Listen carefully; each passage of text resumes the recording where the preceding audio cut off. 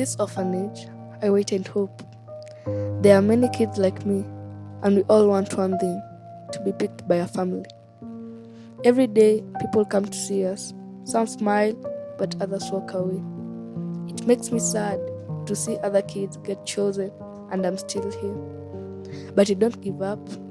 I imagine how nice it will be to have a family who loves me, a mom and a dad, and maybe even brothers or sisters.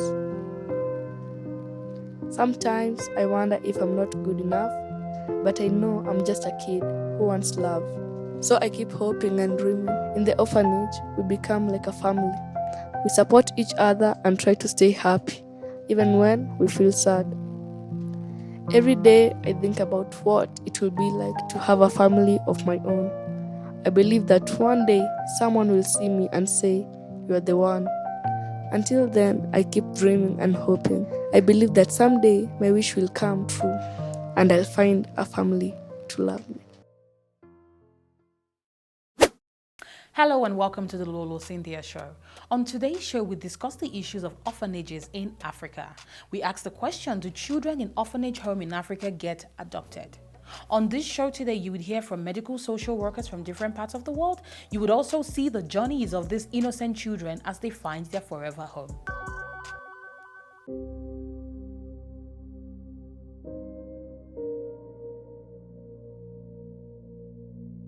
In Africa, there are currently over 52 million orphaned children, and South Africa alone accounts for 2.9 million of those orphans. These children are categorized into three groups: those who have lost a mother, those who have lost a father, and those who have lost both parents.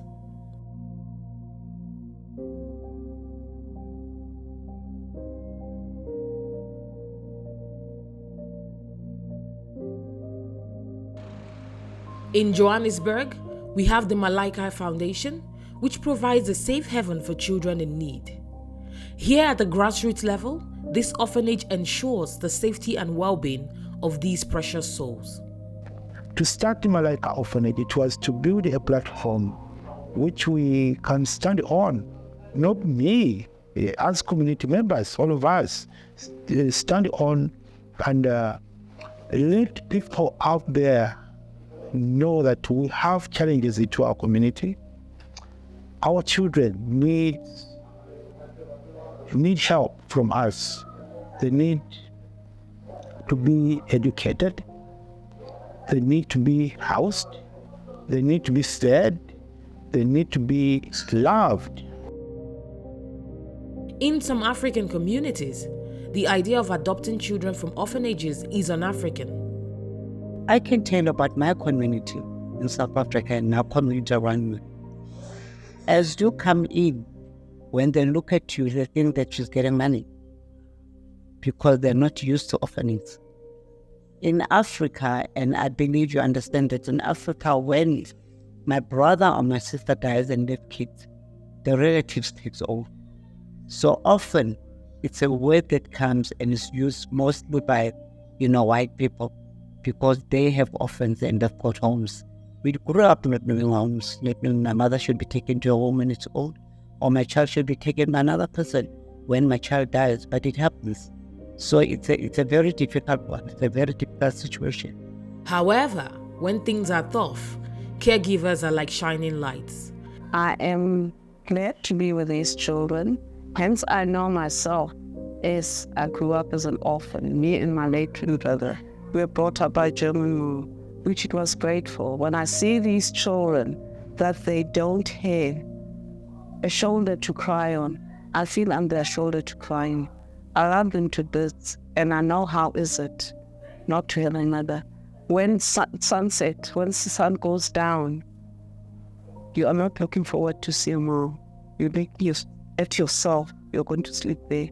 When things are hard, times are difficult for you, even if you are small, you know that there's no one I'm going to cry to. I have to be strong. I have to keep myself in prayer, to know that Allah is with me. The unfortunate reality is that children become orphans for many heartbreaking reasons.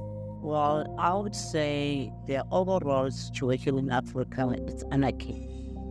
anarchy in such a way that we have lost so many kids in Africa, not only through corona, but through diseases and other sicknesses, and mostly because of poverty and of HIV and AIDS. So many children lost their parents, and they all needed support, they all need care, they all need love. During a transitional period, when a permanent family is not found, the Child Protection Service and Adoption Agency in Johannesburg, named Impilo, prioritizes providing temporary care as they work on finding permanent adoption services. So obviously our job is to protect children. So they are placed in care if they cannot be with their parents, if it's not safe for their parent to be with their parents. We would place them in a temporary safe care while we work towards finding a more permanent solution for these children.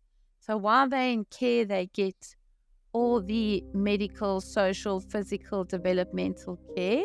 And then our social workers are working towards finding a solution for each child. They work with the families, they work with the parents, they work with the courts, etc., to make a decision for the future of the child. Providing temporary care can be a challenging and emotional experience for both the caregiver and the child. The emotional bond between them is unique and special, as their relationship is built on trust, understanding, and a deep sense of empathy. A tiny baby that was brought by police from Alexandra police station that was found in a dustbin. That child was weighing 1.8 kg. He came into my attention midnight. It was very cold in a winter season. And then the child was shivering. I quickly ran out and grabbed the child from the police and rushed the child and put the child in a warm bath to make him warm, and then try to feed that child and make sure that the child is sucking. Fortunately, the child was sucking very well, and then I had to do skin to skin because the child was so tiny. He was weighing 1.8 kg. To keep that child warm, I had to put him on my skin to do the skin to skin, and then the child survived. And then seeing the child when he was getting adopted, it melts my heart. I was a lot of tears, not tears of sadness, tears of joy that we made it with that child through that far until he got adopted. I was so happy. What I came across from the majority of my Muslim sisters is they want to adopt. But in adoption, I think it becomes difficult when the child is a little bit bigger because you have to bond with a child. You need a baby to bond with, and then you can bring it up properly. However, providing for children is financially demanding. These organizations admit that they rely heavily on donations and still face difficulties. The environment where we are in is not really satisfying to say that we are really satisfied and everything's okay. We would like to see ourselves in a safer environment, in a home, not in a flat. This is a box. We are closing to a box. The future of African orphanages, I see it would work if everyone got involved. If families, community, business, companies, everyone was involved and coming together and be united, it would be easy to run orphanages, it would be easy to help for orphans, because it wouldn't be only the orphanages, but it would be about the community, about business, about everyone who stays in that place, everyone in that area, everyone in that environment, then to help. While financial difficulties can be a barrier, organizations such as the Malaika Orphanage, Leratong Joy for One Foundation, and Impilo in Johannesburg hold on to the hope of finding permanent families for these children.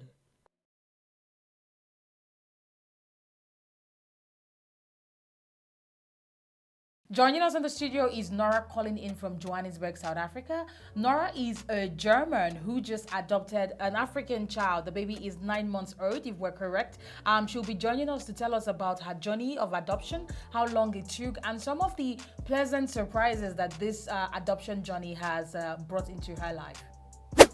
Thank you so much, Nora, for joining us today on the show. Thank you. Thank you for having me. I think we can just start from the top. I would love to know what prompted you to start this journey of adoption, to decide that you want to become an adoptive mom or a family. So I have known for a long time, and luckily I found a partner who is on board with me. I lived in Tanzania for a while, and it was really a realization, even back then when I was still very young, 23, and certainly in no position to raise a child, that the opportunities that I can give simply by having a German passport and having a certain standing in the world are much vaster than a lot of what people have access to. So, and then it just became like a fact of life, and when we then had the opportunity, we went with it. Tell us about this adoption journey. How long did it take from when you knew you wanted to, adopt a child to when you finally got your baby in your arms? And what was that process like? So we have a 4-year-old biological girl. So that's why we opted to then get an adopted boy. Gender we cannot determine, but sex you can. So that's we decided we wanted to have one of each, and with adoption, of course, you're in the privileged position to do that. So we now have 2 kids. Our daughter, she's 4, and then we have the little boy, he's 9 months old now. He's been with us for 3 months. Altogether, it took a year and a half. It can be faster. We also took it a bit slow and sort of, it took a while to get the papers together. So if you really push it, it's about as long as a pregnancy. Ours was a bit longer. We had some issues finding a social worker that suited us as a family. So that was a big part of the journey. And it was certainly not that in the end we found the perfect person, but we sort of found someone we could work with. But I think ideally, you really want someone, because it's very personal. They look at your finances, your marriage, your family Wow. dynamics. They ask very personal questions. So, I mean, you ideally want someone who you feel safe with. Walk us through that moment that you finally met your baby. So we had got the phone call on Thursday. I was actually in Kenya at the time. I flew back Saturday morning. And first we got the call and we were like, we can't do it. We're totally not ready. So we were there, and then at 1 o'clock at night, I texted my husband. That was the Thursday night. And I was like, we have to do it. Now that we know he's there, we have to do it. Then had a week to sort of get the house ready. On the Thursday, we met him for the first time, so that you then have an hour to meet him for the first time, and that was at his place of safety. And then sort of my daughter, my husband, and I, we met him. Then you do whatever you have to do for the rest of the day. You have one last night, and then you go to court. And then the judge is like, do you know why you're here? Can you state your name for the record? And then you just take him home, and the whole process, you've met him an hour and a half, and then suddenly he's just with you and your family. We had picked him up from the court, and then my husband took him home. It was nap time. I went back to his home to pick up a few clothes that he had come with. And basically, we had so I went back there, and there was a boy who had arrived the same day as my son in the place of safety. So they were about the same age. And he was still there, and my son had gone to his forever family. And it hit me so hard. I was crying the whole way home in the car, because it was, sort of the luck of the draw. Like, one child has a family, and I realized, even should something happen to me and my husband the next day, he would never be back in the system. My parents, his parents, our best friends, our siblings would totally take him on, even though it wasn't their decision to adopt. But, it's our child, and that was sort of clear. And this other child who is still there, and also knowing that statistically every day this child is there, it's less likely they're adopted, and just, was it because one started with a different letter and therefore their file was on top?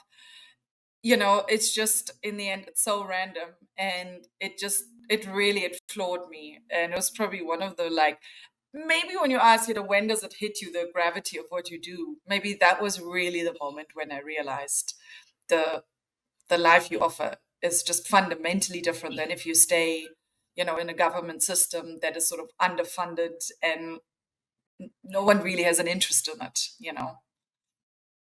And now I just want us to move further to the reality on the about the intricacies and dynamic of your kind of adoption. You adopted a black son and South African and an African child, and your family white.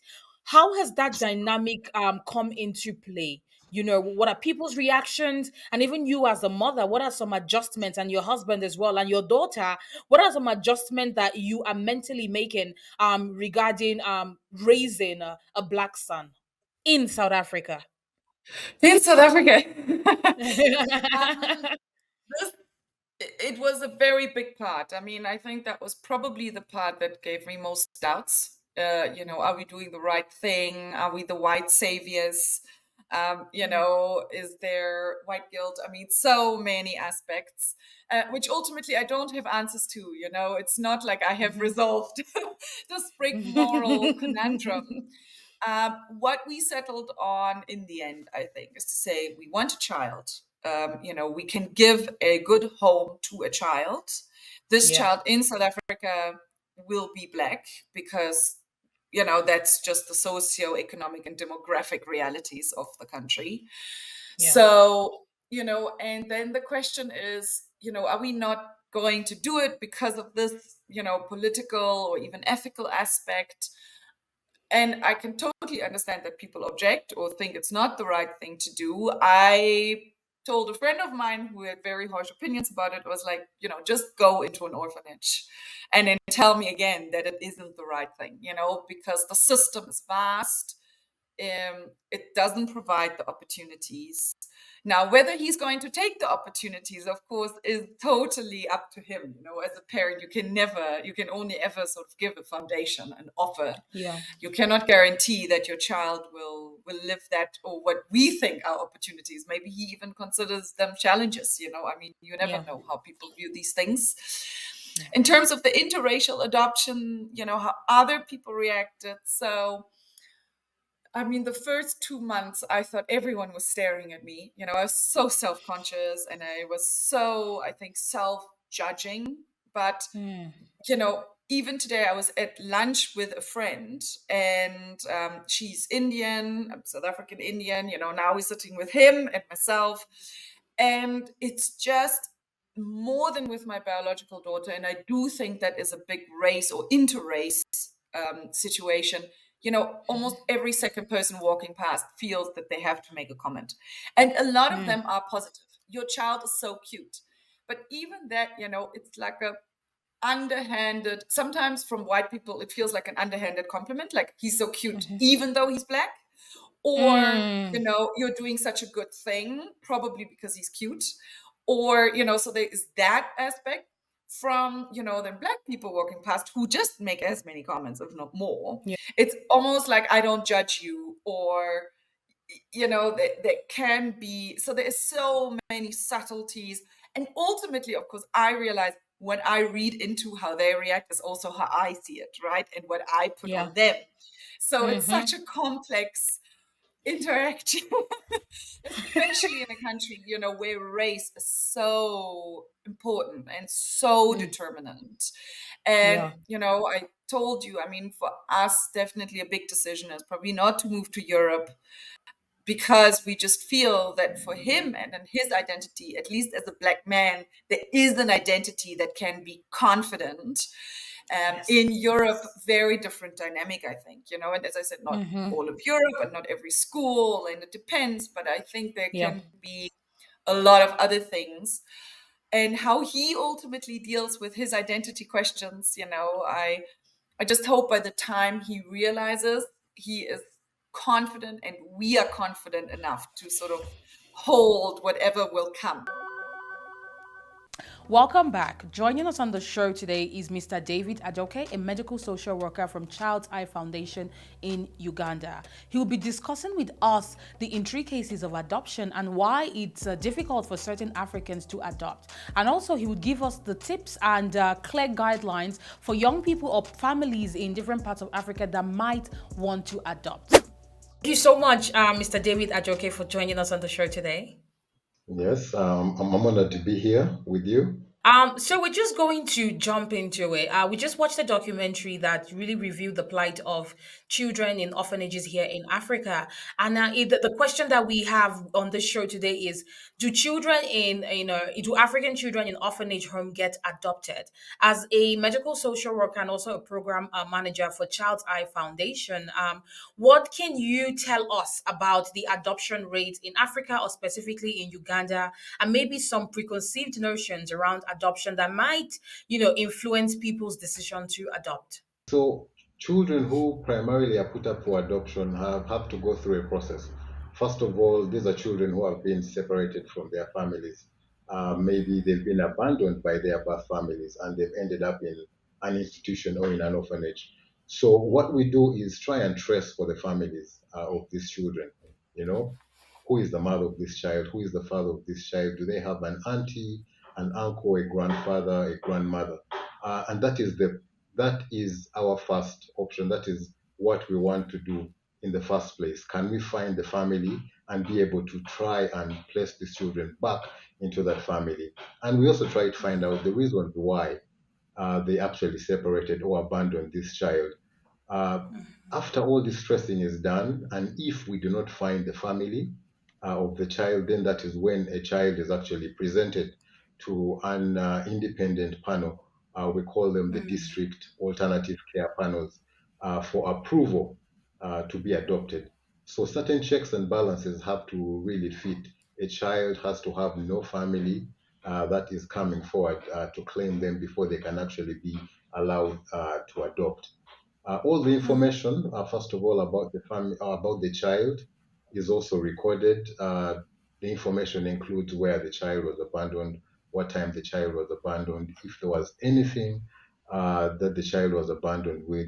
Some children may be abandoned with actually maybe their immunization cards. So that could be a starting point. You may be able to find the real names of the child, so that is all information that we use to try and trace for the families of these children. You use the word abandoned. I want to ask, like, abandoned where? Are these kids dropped off at the front of these orphanage homes, or are they roaming the streets? Usually, these children actually abandoned at various places. Some of the places include hospitals. They may be abandoned in communities, rubbish heaps. They may also be abandoned in schools, at homesteads of people. We have children who are abandoned at gates. You wake up one morning and you actually hear a child crying. So they're abandoned in various places. I like the method that Child's Eye Foundation is using to tackle the issue of adoption. I don't know if you could share a bit more on the transition of moving from running a child's, home to now pushing towards, making sure that these children are moved from institutions to families. If you could share a bit more light on how the transition of Child's Eye Foundation, when they in inception to where they are right now, and why, you decided to go through that change. Okay, so Child's Eye Foundation started in 2009, and we was started by our founder is called Lucy Buck, and during that period, of course, there were very many issues surrounding child protection and abandonment. There are very many children who are being abandoned within and around Kampala. So we started as a baby's home, and we had a 25-bed facility, capacity to take in 25 children at a time. So we received referrals from police, from the local councils, from probation, and we quickly realized that of all the children that came into the home, 80% of those children actually had a living relative or family member who were able to trace the families of over 80% of the children. These children thrive better in their families. Yeah. So fast forward to 2017, we actually closed our children's home and transitioned, or the children who are left in the home, into foster care. Those are children whose families we could not find. We learned that we were actually doing harm to the children, and I'll tell you for a fact that studies have shown that for every 3 months a child under 3 stays in an orphanage, they lose 1 month of development. And this was absolutely very evident even in our home. We saw children who had been in the home for about maybe 1.5 years, and they've actually failed to walk. As soon as we placed them with families, in 2 weeks, they were able to walk, they were able to talk, they were able to do things that they were actually not doing in the home. So developmental delays, definitely, we cannot have that one-to-one care in an institution, in an orphanage that a family will offer. You won't have that mother and father figure there right with you for a child. So those are some of the dynamics. We found out that actually African families have actually been doing adoption, but informally. So it's just about learning, listening to them, learning their practices, and actually opening their eyes that this is something that has been there you know for ages. They are doing it actually informally, but once we talk about adoption and involving the government, it's just making it formal. So this is something that they've been doing for ages, and just talking to them about the support systems that the government has, that the civil society has, in order for them to continue to do this. We've run campaigns asking, I'll talk about, it's called Ugandans Adopt. We ran a campaign that was calling out to Ugandan families, to the Ugandan people, to actually adopt Ugandan children, because these are our children born in our community. So we need to take responsibility for that as well. I want to adopt, if I know people want to adopt in Uganda specifically, or even in Africa, I'm sure there are common threads of guidelines available. What is the first thing that I will do? Where do I begin from? So we have a website that can give you more information about adoption, and it's called Ugandans Adopt. You can just type in your Ugandans Adopt. That is something that you can use. For Ugandans and other people, you can actually contact your local probation and social welfare officer within your district and express interest on wanting to foster and wanting to adopt. Then they will actually explain to you the process that you have to go through the assessment and everything else that you need. But please check out Ugandans Adopt for any more information. It has success stories as well of people who have been able to adopt, and it can also give you certain contact information that you may need. I know that on the show we focus so much on children, orphanages, and adoption, but the reality is that not all children get adopted.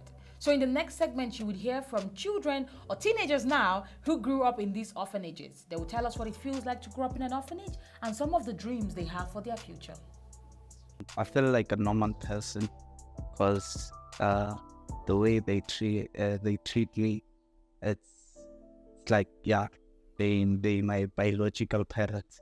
My dreams and aspirations for the future, I wanna open an art school, help children who are in need. Been here for about 17 years now, since I was 5, and I'm currently studying culinary arts. Besides not having parents, but I'm still a normal child, normal growth, development, went to school. I feel like I'm ready to go out there into the world and be independent or on my own. Igama lami nguSithongeni iseneminyaka ngumdasi. Ngifunda grade 10, ngine 17 years old. Ngibe lana since 6 years. I'm not sure how many years. Ngahamba ngaya emakhaya kugogo wami, ngaphinde ngabuya futhi. Ngenze ngibe right nje as umuntu ohlala nabazali bakhe nje. Not like umuntu ohlala nje phandle nabanye nje.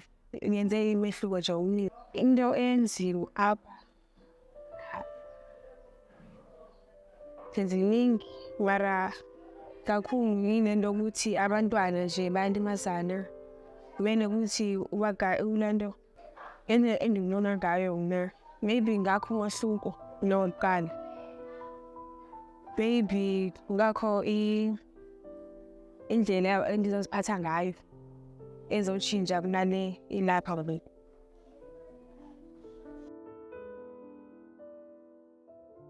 Well, that brings us to the end of today's show. I hope you really enjoyed it. And I would love to hear what you have to say regarding the issue of adoption and orphanages in Africa. Wherever you're watching from right now in Africa, whatever country you're watching from, I want to see your comment in the comment section. What is the norms? What are the ideologies regarding orphanages and regarding adoption in your own country? And if you're an individual, family, couple, have you always wanted to adopt? Would you adopt if you were presented with the opportunity? Please drop your comment in the comment section below, because I would love to read it. I want to thank all the guests for joining us on the show today, to the families who, shared their adoption story, to Mr. David Ajoke from the Child's Eye Foundation, and of course, lastly, to my viewers for watching today's show. I want to thank you so much for the support, and I will see you next week on the Lolo Cynthia Show.